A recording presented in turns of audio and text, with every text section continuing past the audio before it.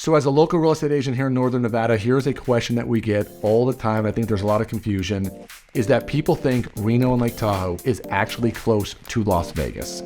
I grew up in Las Vegas. My mom and my brother live in Las Vegas. But just so everyone is perfectly clear, Las Vegas is over 400 miles away. It is nowhere even close. You feel alive, let's hit the dance floor. Don't work too hard, might break a backbone. Return of the Mac, the king is back though. Corvette and cash, I never lack those. She saw the stone, you know how that go. Fatality, my diamonds that cold. Versace trunks, I hit my backstroke. Knock on the door, she at the back row. All I really take is a little taste. I like girl blue eyes with a little bass. Here for the thrill, I don't need a chaser. Wanna vibe at the getaway. Shimmy, shimmy, yeah, I got the semi-four way. Don't step out the line like this a probate. You hit the line and try to locate. This for the time, got time. When you're thinking about where Reno actually is, we are much closer to the northern part of California. You can be in San Francisco in 4 hours.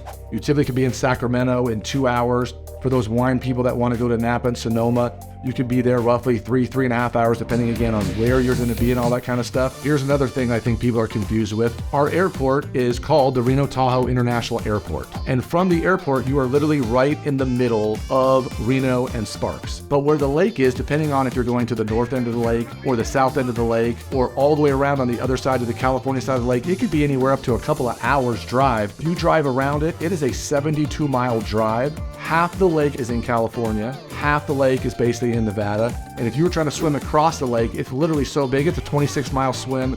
It is a lot bigger and further away than people think it is. Okay, so the other things you need to know about Lake Tahoe is this. There's a huge difference in it in the summertime versus the wintertime. Boating season here is not very long. The water in Lake Tahoe is freezing ass cold because it's all snow melt and runoff.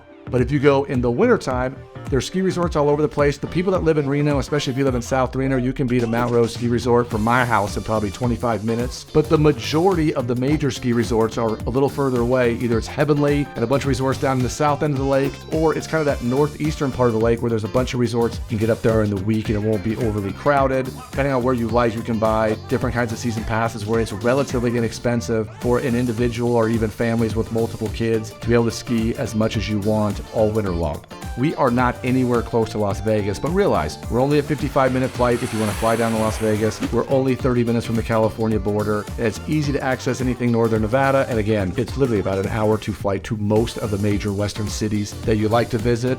So if you like the information on this video, by all means, please subscribe to our channel, ring the bell so you know when more content like this is coming out in the future. And we'll see you on our next video about living in Reno Tahoe.